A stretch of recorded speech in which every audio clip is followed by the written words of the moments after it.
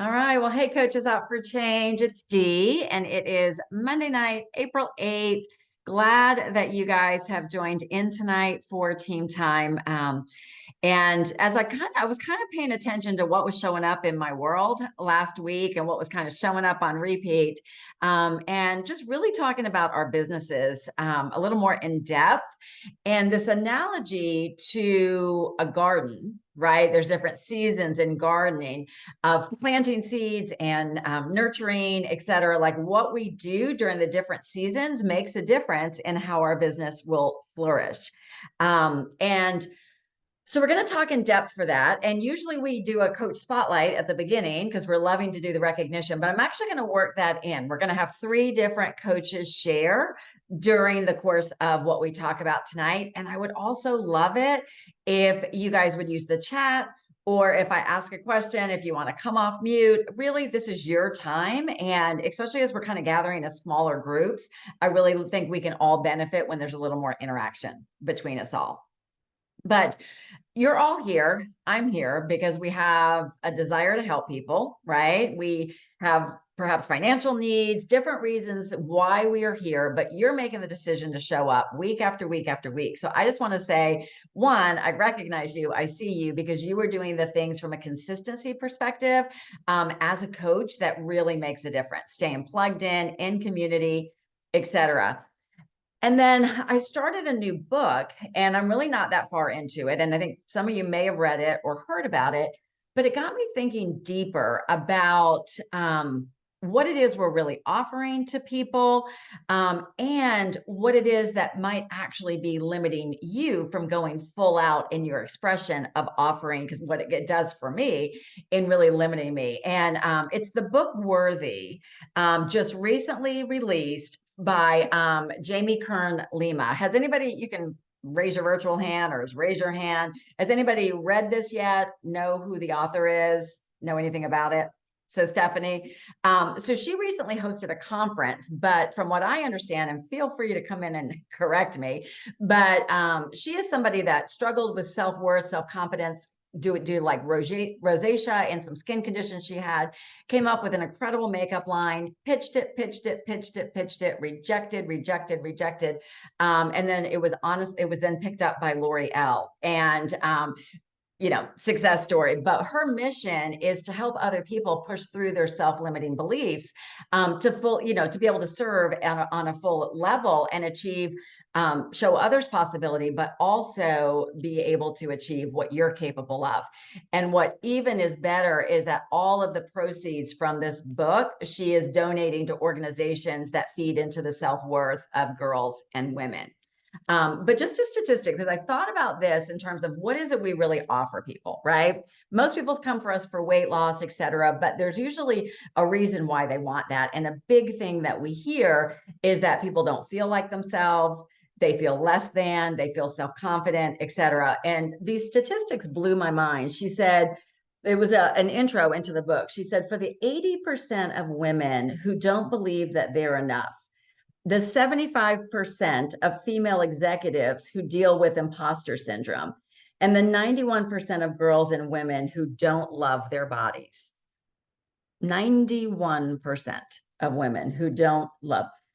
For the 73%, Frank, you listening? 73% of men who feel inadequate, and and 100% of men who come from a woman and likely have at least one girl or woman in their life that they care about. And she says, whether you believe fundamentally you're not enough or unworthy as a person, it is a lie. It's time to unlearn that lie. And so thinking about that, like really standing up for what are we potentially offering somebody, right? So many people we hear feel freedom, they feel confidence, they feel self-esteem.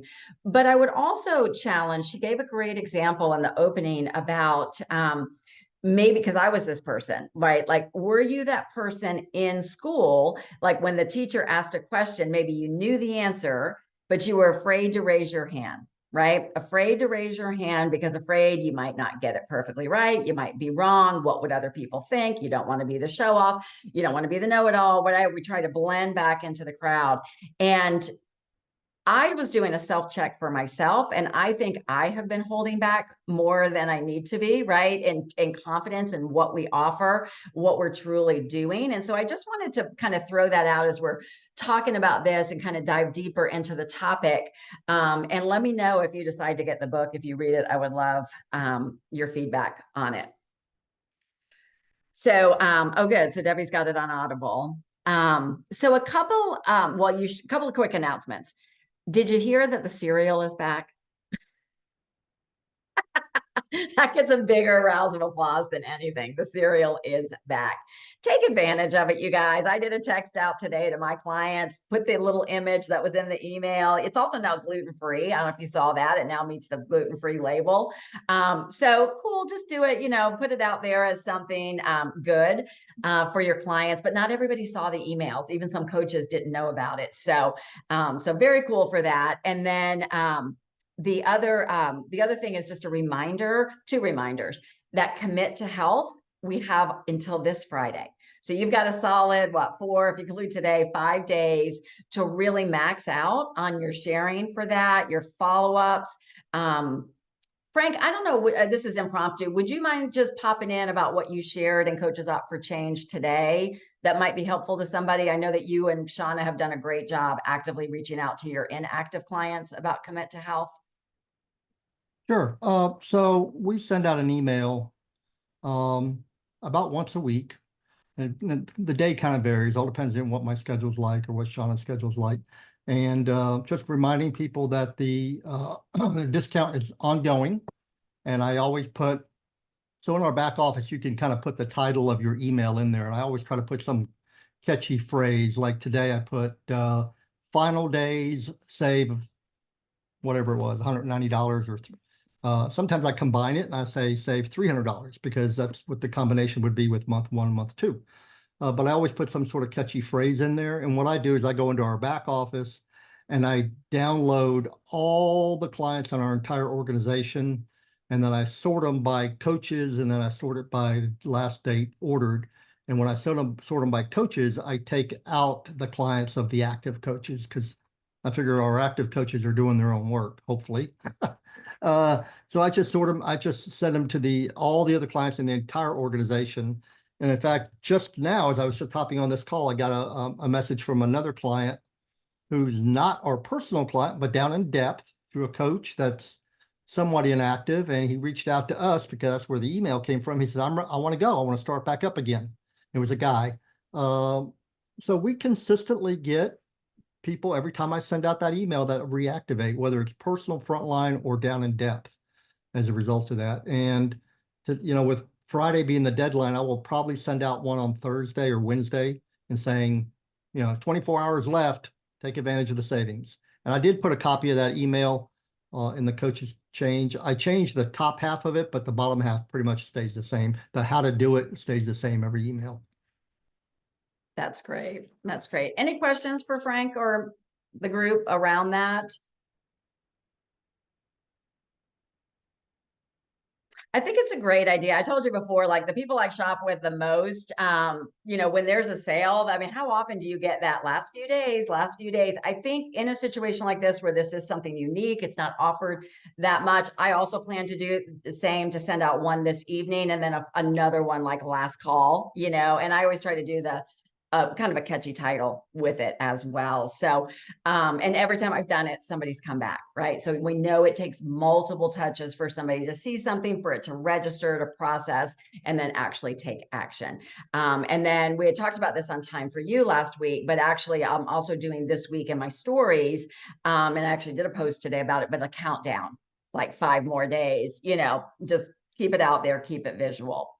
So, okay. Well, very good. That's awesome. So going back to our garden analogy about our businesses. So we always talk about planting seeds, and planting seeds is, new connections, new conversations, and also thinking of new ideas, innovative ways to plant seeds, like planting seeds of innovation. And that's one thing I think our team has done a really good job of, creating some new ways to connect with people, reach out to people, that will ultimately, as we build relationships, potentially and possibly and probably result in more clients. Doesn't happen instantly, can take time. So wanted to have Julie Apple come on and just kind of elaborate a little bit about what she's been doing. Julie is one of our OG coaches, one of the longest coaches with me. And so Julie, I'm excited to hear what you have to share. Hey guys, yeah. So probably starting the end of last year, I started strategizing because I could tell that what I was doing wasn't working the same, and social media was so different, as we all know. And so I started looking into some networking groups. There was a women's networking group in the area that I found, and there was the a couple BNI groups that I visited. And I, I honestly, I just was kind of not interested in the networking stuff. Like when I went to the meetings, it was just not for me. And I kept strategizing and I kept thinking like, there's got to be some other ways to meet people that I actually enjoy, like that would get me excited. And so I started thinking about, well, I've kind of put personal training and training on the bookshelf for the past 5, 6 years. And then I just decided, why not go back to it? But I'll tell you what, it got me so um, just anxious, really, because I haven't done it in so long, but yet it made me like feel energized. And so as Dee and I were talking, I thought there's probably ways like all of us could start thinking through, like if you woke up in the morning, maybe put in the chat, what's something that you would enjoy doing, whether you got paid for it or not? Like what gets you energized when you get out of bed? And for me, a big part of my life was training clients and the energy around group training and one-on-one training. And I realized I missed it. And then the other thing I realized is I could get paid to do that. And I can also be building connections, right? And meeting new people. And so I thought, why not capitalize on meeting the people and getting paid instead of paying BNI, what, $1,000 or whatever it costs to do these networking meetings that I'm feeling totally not energized about. So I started pursuing that with the local burn boot camp where I've been working out as a member for like 2.5 years. And they were like, we would love that. And so it got me excited. It got me in motion. And I think that was what I was telling Dee. And what I've realized is doing something that gets you energized, it gets every area like in motion. And that quote that I wrote it down, activity breeds activity.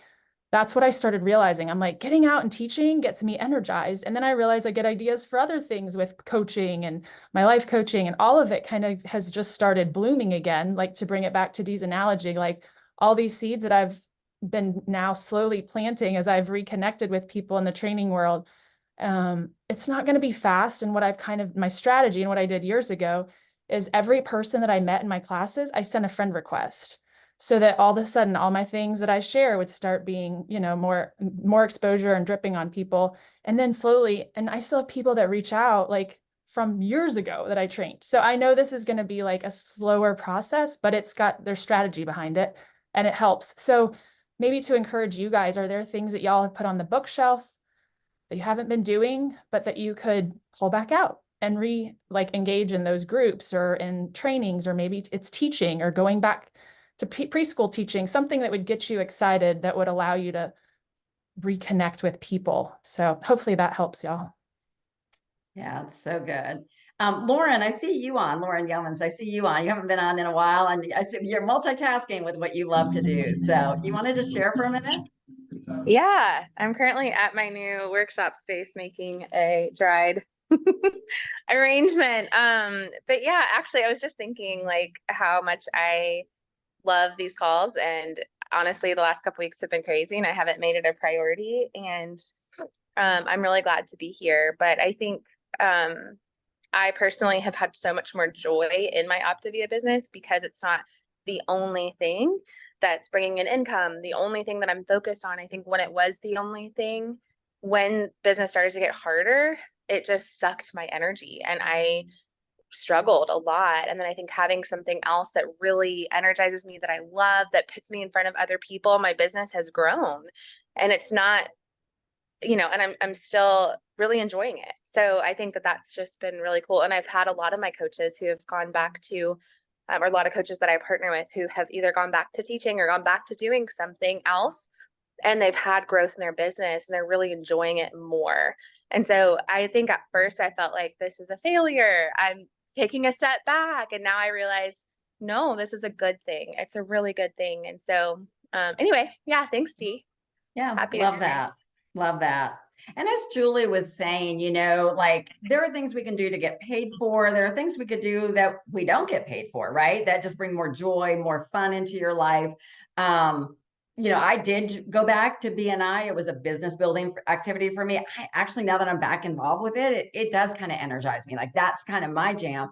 But one thing I've realized is that I've been going to my same gym for a long time, kind of stale with the people there, not a lot of opportunity. I've been saying for months, really would like to find something closer to me, whatever. So even just doing something, because when Julie says, what would you do that if you didn't have to work or whatever, I'd go work out. I'd go play pickleball. I would, you know, I'd spend more time doing physical activities. So since I have more time, why not incorporate that in, right? And do stuff you enjoy. It's going to bring about people that you like to be around anyway. So thank you. So planting those seeds, new connections, but also planting those, like, I love that, planting seeds of innovation to get your mind into that creative mindset. And that's what Julie really stood out to me that you had shared, was that just by stepping out of the day to day, it got your wheels turning with all kinds of ideas.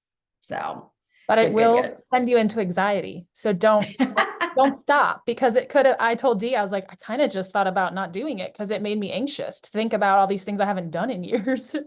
But it's worth it to push through the like fear. Well, there's power into stepping back into the role of being a beginner. You know what I mean? When you have to step, it's humbling to be a beginner again. But also think of the empathy that that will create when you bring on a new coach, right? And that new coach has been so successful in doing something else. And then suddenly they feel inadequate. They feel anxiety. They feel, right? Like it definitely helps us be more empathetic to what they're going through. And then what you were saying, Julie, that it's worth it to push through it. So, Kelly, let's hear from you for a minute before we move to the next one. Oh, I just wanted to mention that I'm a part of a BNI group, and I drive pretty far to go to mine because it is one of the most active chapters in the DFW area. It is the second most active chapter. The first most active chapter, the highest active chapter, is in downtown Dallas, and I'm not doing that. I'm not driving into downtown Dallas. I'm in a suburb. So, but I do drive 35, 40 minutes to one way to get to the chapter that I go to, but they're very active. They're very good at referrals, and that's the whole point of that BNI group. So if you have a BNI group near you, but they're not active, search for the ones that are, and you can get into that information. You can find out that information. They have people that will help you find out which ones are more active so that you can be a part of a truly active one that will be worth your time. True. And I found one that's hybrid, meets in person sometimes and online sometimes. So that can be a nice blend with it. Okay, the next thing with, if we're doing that analogy of the garden, is nurturing consistency, right? Like, you know, I'm famous, like I love flowers, like what are they called? Like annuals, when you just put them out, right? Like plant them and they look pretty, and then I don't want to do a thing with them after that. And what happens? They right? That, like, year after year, you think I would learn about it, right? But it takes tending to it, nurturing consistency. And it's like the bedrock, right? Of, you know, of a healthy garden. So one of the queens of consistency is Linda Young. And I've watched Linda be consistent. She's again been coaching for many years, travels a lot. But the past 2 months, right, Linda, the past 2 months, you've earned your client consistency bonus, having some things happen. So just wanted you to share with the group what's been going on with you. Yeah, thanks, Dee. Guys, I have to be honest, when Dee asked me to share, I really did not feel like I was the right person to be like any kind of an inspiration or a motivator, because, you know, Dee mentioned women and self-esteem, and I just feel like I've been going down this road where I've been kind of discouraged and, you know, I don't know, maybe thinking that I'm just not very good at the client acquisition piece of this job. Like I feel very comfortable coaching, but growing the business has been really a struggle, and it's, you know, I found it to be really hard. But I guess my consistency is my superpower, because I'm not a procrastinator. I get up in the morning, I have a list of things that I have to do, and I do them every single day, whether I'm in Mexico or whether I'm in, you know, my own house here in New Jersey. And I just kind of stick with that routine. And I feel better about my day if I get this checklist done every morning that I kind of have to do. So Dee asked me to share about a little bit of what my routine is. And I always share, I always post something on social media, and I actually have 2 Facebook accounts. I have one that is just a health page, and that's one that I invite people to. And I guess Bob Hyland would call that the VIP page. And on that page, I always post. I start with something inspirational. Of course, it's either something that I'm feeling, or maybe something that I wish I were feeling. I stick with themes of like positivity and kindness and happiness and things like that. And I do get a lot of comments from people that they enjoy seeing that. I think it was Susan Callis who told me that that was a great way to start my day, probably going back to 2018, and I've just kind of stuck with that. And I also, on that page, I post a plan compliant recipe every day. And I know that, Optavia has said, well, you really shouldn't give anything away all the time. But then again, that's just on my VIP page. But I've gotten more, I've been posting more on my regular Facebook page. And on those, I'll do an occasional recipe or a teaser like, ooh, what do you need for Meatless Monday? If you're interested, reach out, that kind of thing. So that's been working for me. And I also find it's a conversation starter with people. Like, oh, do you like to cook? I've got this thing that I do if you want some recipes. And it's a kind of a good way to get people when the conversation does come up, especially when I'm traveling, I'm meeting new people, and the conversation is always like, oh, what do you do? That kind of thing. Well, this is a little bit of having people have a little peek into what we do. What else? Oh, the other thing, consistently, I like to connect with people, even people that I haven't been my clients for a long time. So, I've been coaching now for 8 years. So I have people that like did the program, got healthy, stayed healthy, and are not buying products from me anymore, but I'm happy to talk to them and connect with them and just see how they're doing. And I'll often get referrals from those people, even if they're not my current clients. They'll still send people my way, which I find is a really good thing. So I had 3 new clients last month and 3 new clients this month. And of those 6 people, only one of those, they're all returning clients. None of them are new clients, which is a little disappointing because that's really what I would like to be doing now.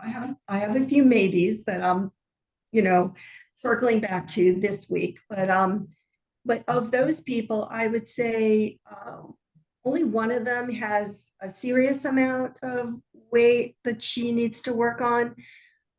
3 of them are like, ooh, 10 pounds. I'm going to take advantage of this commit to health deal.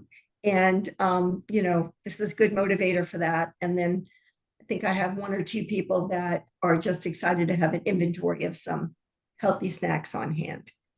But it's, I find that, I don't know if you guys find the same thing, but people don't answer the phone that much when you call.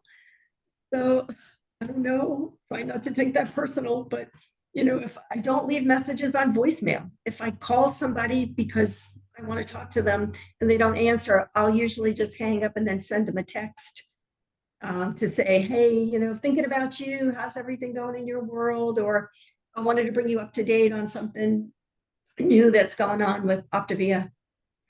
That's perfect. Perfect. Yeah, I think they say so few people are actually listening to their voicemails anymore. So I do the same thing. I just, if they don't answer, then I revert to a text, say, hey, just tried to call you, wanted to, yeah.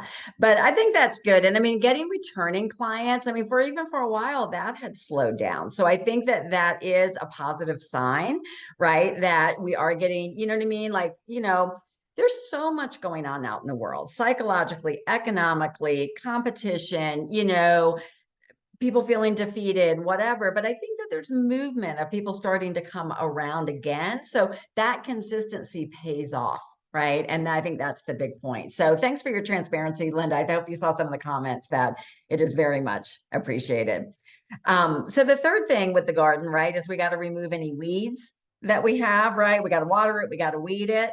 So with that, what came to mind to me with that is really two things. Number one, maybe identify what might be getting in your own way. Right. So some of this stuff with either the worthiness, capable, right. Like what a silly story.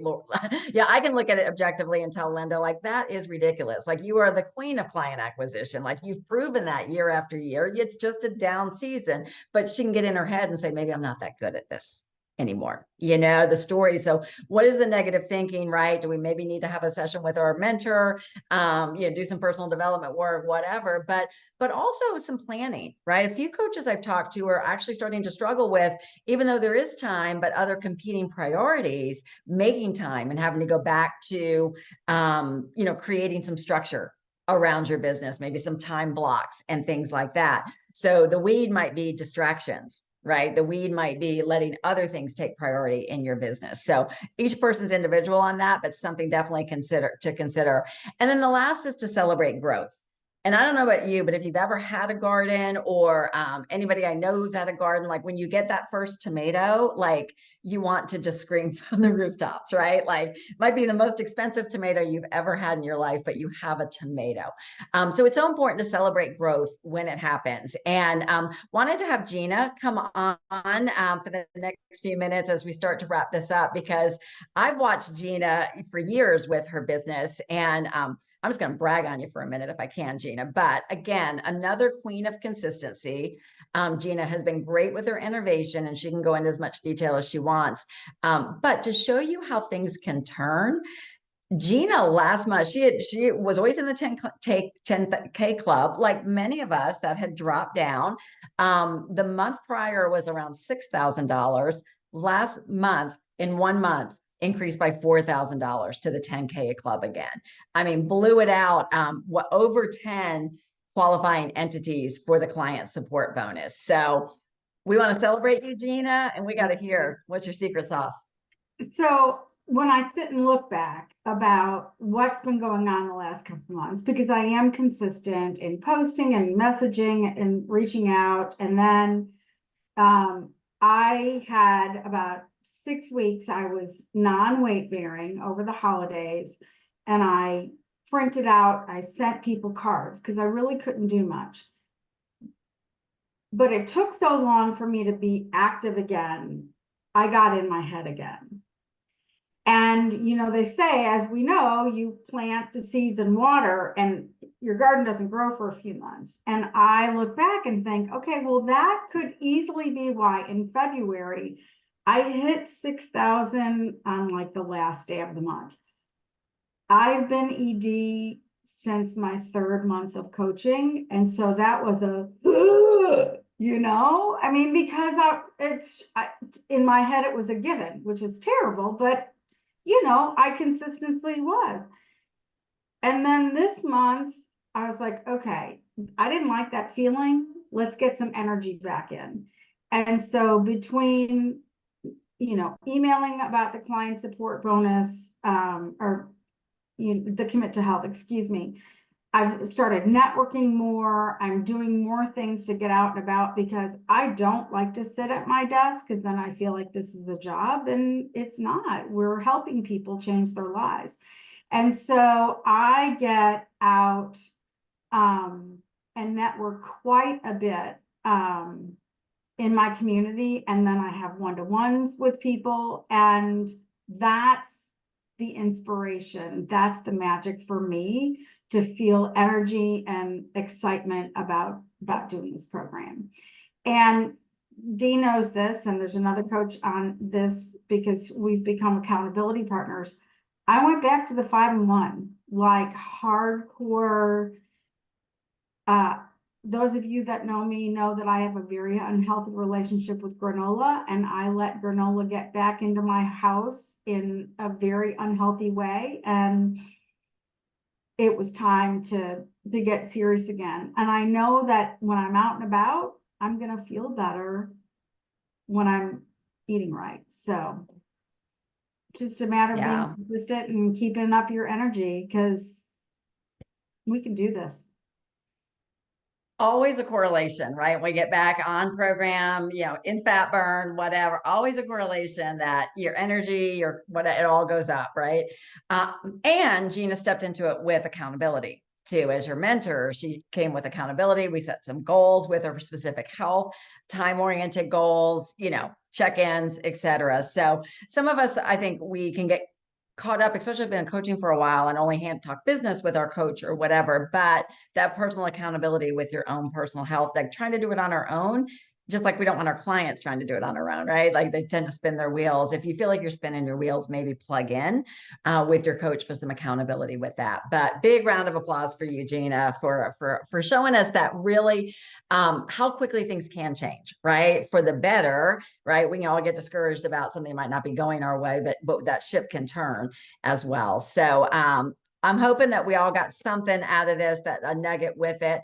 I am really excited that we're going to go into our watch party now. Dave Blanchard is, they're going to talk about self-leadership and being the dominant force. So Dave is leading with Candace Watson. So I hope you'll stay on for that. I'm going to stop the recording and then I'm going to go over and I should have set it up first, but give me 1 second to go over and get that rolling for us and I'll share it. So.